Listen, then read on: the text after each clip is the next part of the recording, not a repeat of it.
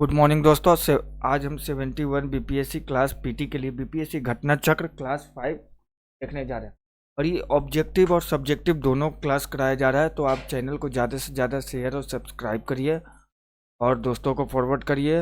और बीपीएससी के लिए आपका लूसेंट का भी क्लास अभी ज्योग्राफी का चल रहा है, जो कि सब्जेक्टिव है। विश्व का ज्योग्राफी तो हो गया और कल से ये स्टार्ट हो जाएगा भारत का ज्योग्राफी, आप उसको देखिए। तो चलिए आज का क्लास स्टार्ट करते हैं। क्वेश्चन नंबर 16 तक आपका करा दिया गया। आज क्वेश्चन नंबर 17 से गुप्त युग में, क्वेश्चन नंबर 17, गुप्त युग में भूमि राजस्व की दर क्या थी? तो उपज का छठा भाग, 17 का बी।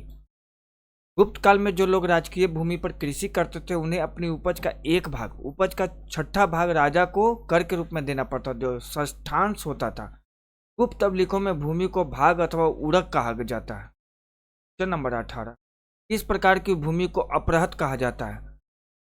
बिना जोते ही जंगली भूमि को अपरहत कहा जाता है। 18 का ए हो जाएगा। क्वेश्चन नंबर 19, गुप्त काल में शीशे के सिक्कों की एक बड़ी संख्या जारी की गई थी, इसके समय में 19 के सातवाहनों के द्वारा। पूर्व गुप्त काल में शीशे के सिक्कों की एक बड़ी संख्या सातवाहन शासकों के द्वारा जारी की गई थी। ध्यातव्य है कि सातवाहन राजवंश की स्थापना सिमुक ने की थी। सातवाहन राजवंश की स्थापना किसने की थी? तो सिमुक ने। एक देखिए, ये भी एक क्वेश्चन आपका तैयार हो रहा है, जो विस्तार आप पढ़ते हैं उसमें कई क्वेश्चन तैयार होता है, तो आप बढ़िया से देखिए विस्तृत रूप को। इनकी वास्तविक राजधानी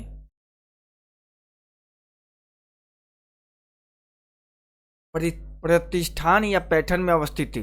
पुराणों में इस राजवंश को आर्द्र भृत्य या आर्द्र जातीय कहा गया है। क्वेश्चन नंबर 20, प्रसिद्ध इलाहाबाद प्रस्तुति का लेख कौन था? तो 20 का बी, हरिसेन। प्रसिद्ध इलाहाबाद प्रस्तुति का लेखक हरिसेन था। हरिसेन ने इलाहाबाद के अशोक स्तंभ पर समुद्रगुप्त के विषय में प्रशंसात्मक वर्णन प्रस्तुत किया है, जिसे प्रयाग प्रस्तुति कहा जाता है। इस प्रस्तुति में समुद्रगुप्त के प्रशासनिक पदाधिकारियों के भी नाम मिलते हैं, जो निम्नलिखित है: संधि विग्रहक, कुमार मात्य तथा महादंडनायक। क्वेश्चन नंबर 21, निम्नलिखित में से किस वंश के शासकों को पुराणों में श्री पर्वतीय कहा गया है? तो 21 का बी, इक्ष्वाकु। क्वेश्चन नंबर 21, निम्नलिखित में से किस वंश के शासकों को पुराणों में श्री पर्वतीय कहा गया है? तो इक्ष्वाकु। इक्ष्वाकु वंश के शासकों को पुराणों में श्री पर्वतीय, श्री पर्वत का शासक तथा आंध्र भृत्य, आंध्रों का नौकर कहा गया है। पहले वे सातवाहनों के सामंत थे, किंतु उनके पतन के बाद उन्होंने अपनी स्वतंत्रता घोषित कर दी। इस वंश का संस्थापक श्री शांतमूल था।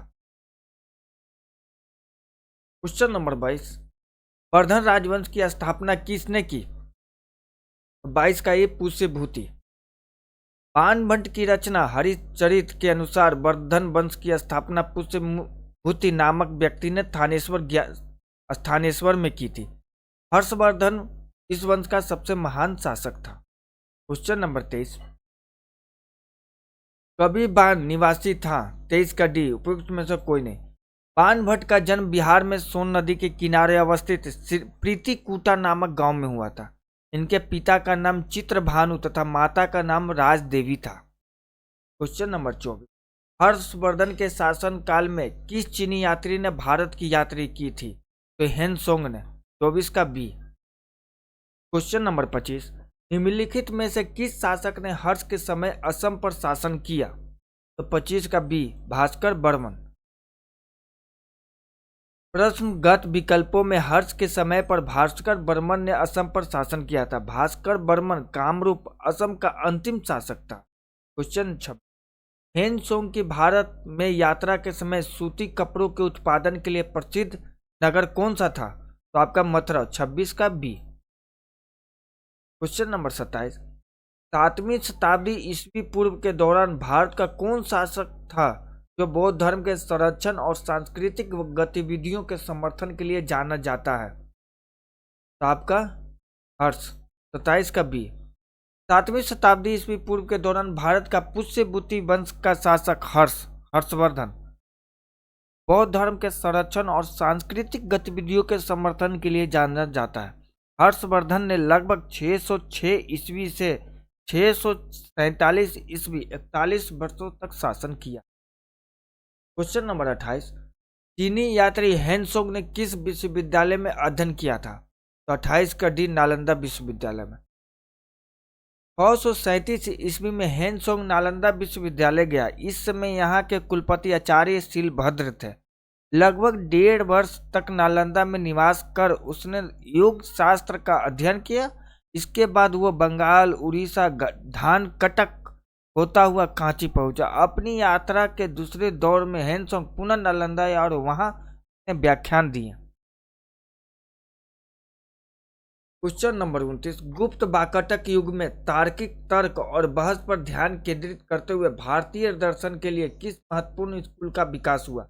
29 का वैशेषिक। क्वेश्चन नंबर 29, गुप्त वाकाटक युग में तार्किक तर्क और बहस पर ध्यान केंद्रित करते हुए भारतीय दर्शन के लिए किस महत्वपूर्ण स्कूल का विकास हुआ? वैशेषिक। गुप्त वाकाटक युग में तार्किक तर्क और बहस पर ध्यान केंद्रित करते हुए भारतीय दर्शन स्कूल का विकास न्याय दर्शन के संस्थापक गौतम है। न्याय दर्शन के अनुसार ज्ञान वेद या वेद हो सकता है। वेद ज्ञान को प्रभा और अवेद ज्ञान को अप्रभा कहा जाता है।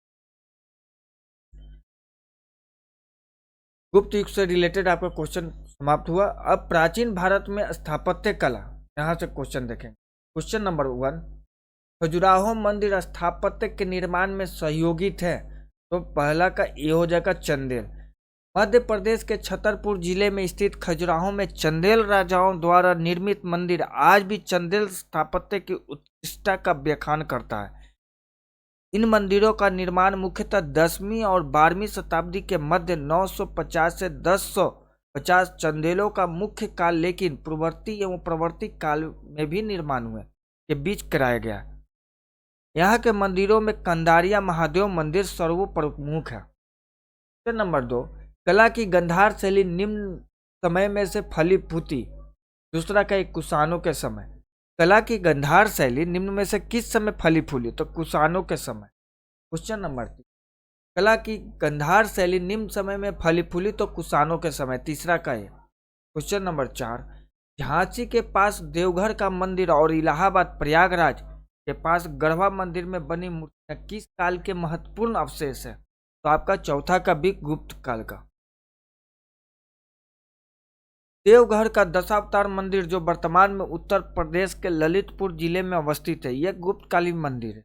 वहीं इलाहाबाद प्रयागराज में गढ़वा किले में निर्मित गढ़वा मंदिर भी गुप्तकालीन है।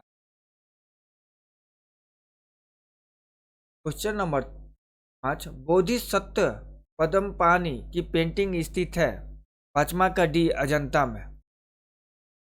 बोधिसत्व पद्मपाणि की पेंटिंग अजंता में स्थित है। ध्यातव्य है कि यह असाधारण भित्ति चित्र प्रारंभिक मध्ययुगीन भारत का है, जो अजंता के चट्टानों को काटकर बनाए गए हैं। बौद्ध मठ के आंतरिक भाग में संरक्षित है। यह राजसी और देवीय स्थिति दोनों के संकेतक के रूप में पहने जाने वाले विस्तृत मुकुटों का सबसे पहला दृश्य प्रमाण प्रदान करता है। नंबर 6, निम्नलिखित में अभिलेखों में से किसमें विधवा दहन का उदाहरण उल्लिखित है? तो छठवां का सी, भानुगुप्त का एरन स्तंभ अभिलेख में। क्वेश्चन नंबर 6, निम्नलिखित अभिलेखों में से किसमें विधवा दहन का उदाहरण उल्लिखित है? तो भानुगुप्त का एरन स्तंभ अभिलेख में। भानुगुप्त के एरन अभिलेख से विधवा दहन अर्थात सती का उदाहरण मिलता है। इस अभिलेख में किसी भोजराज नामक सेनापति की मृत्यु पर उसकी पत्नी के सती होने का उल्लेख है। यह अभिलेख 510 ईस्वी का है। एरन मध्य प्रदेश के सागर जिले में विदिशा के निकट बेतवा नदी के किनारे स्थित। क्वेश्चन नंबर 7, खजुराहो मंदिर स्थापत्य के निर्माण में सहयोगी थे? तो सातवां के ये चंदेल। खजुराहो के मंदिर चंदेल राजाओं के समय 950 ईस्वी 1050 ईस्वी के बीच बनाया गया है। यहाँ के मंदिरों में कंदरिया महादेव का मंदिर सर्वोत्तम है। खजुराहो मध्य प्रदेश के छतरपुर जिले में स्थित। क्वेश्चन नंबर 18, बराबुदुर विश्व में सबसे अद्भुत स्तूप है और इसकी मूर्ति और मूर्ति कला किसका शानदार उदाहरण है? तो आठवां का डी, भारत जावा कला। बाराबुदुर स्तूप इंडोनेशिया के जावा द्वीप में स्थित है। इसकी मूर्ति और मूर्ति कला भारत जावा कला का उदाहरण है। इस स्तूप का निर्माण 8 से 9वीं शताब्दी में हुआ था। क्वेश्चन नंबर 9, चीनी स्रोत के अनुसार श्रीलंका के शासक मेघवर्मन ने गया में बौद्ध मंदिर बनाने की अनुमति के लिए निम्नलिखित में से किस गुप्त राजा के पास एक मिशनरी भेजा था? तो समुद्रगुप्त के पास। 9वां क्वेश्चन, मेघवर्मन ने गया में एक बौद्ध मंदिर बनाने की अनुमति के लिए समुद्रगुप्त के पास एक मिशनरी भेजा। समुद्रगुप्त ने सीलोन के बौद्ध राजा मेघवर्मन को बोध गया में एक मठ बनाने की अनुमति दी। अब चलते हैं दक्षिण भारत, जो चोल, चालुक्य, पल्लव एवं संगम युग से रिलेटेड आपका क्वेश्चन आया हुआ है जो बीपी। दक्षिण भारत में चोल, चालुक्य, पल्लव एवं संगम युग। क्वेश्चन नंबर फर्स्ट, चोल वंश का संस्थापक कौन था? तो विजयालय। चोल साम्राज्य की स्थापना विजयालय ने किया, जो प्रारंभ में पल्लवों की एक सामंती सरदार था। उसने 850 ईस्वी में तंजौर को अपने अधिकार में कर लिया। तंजौर के शिव मंदिर राजराजेश्वर या बृहदीश्वर मंदिर का निर्माण राजा राज प्रथम के काल में हुआ था। क्वेश्चन नंबर 2, चोल काल के लिए किसके लिए प्रसिद्ध था? तो ग्राम पंचायत के लिए। दूसरा का ए। क्वेश्चन नंबर 3, कौन सा मध्यकालीन भारतीय साम्राज्य व्यापक स्तर पर स्थानीय स्वशासन के लिए प्रसिद्ध था? तो चोल। नंबर 4, कैलाशनाथ मंदिर किस वंश ने और किस राज्य में बनाया है? तो चौथा का सी होगा पल्लव, तमिलनाडु में। कैलाशनाथ मंदिर कांचीपुरम, तमिलनाडु में स्थित है। इस मंदिर का निर्माण पल्लव वंश के शासकों द्वारा कराया गया था। क्वेश्चन नंबर 5, निम्नलिखित में से कौन सा मंदिर कांचीपुरम में स्थित है? एकाम्बरेश्वर मंदिर।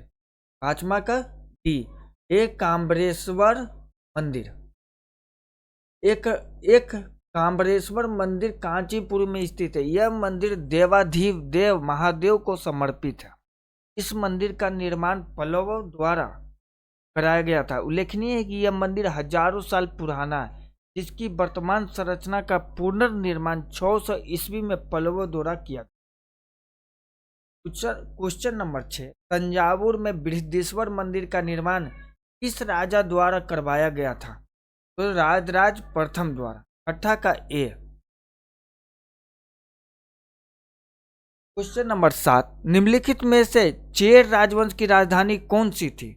तो 7वां का ए, कुरबुर या करूर। क्वेश्चन नंबर 8, निम्नलिखित राजवंशों में किसका उल्लेख संगम साहित्य में नहीं हुआ? तो 8वां का एक कदम का नहीं हुआ, चेर, चोल, पांडे इसका हुआ। तो दोस्तों कल के क्लास में और करेंगे कंटिन्यू। तो थैंकिंग यू।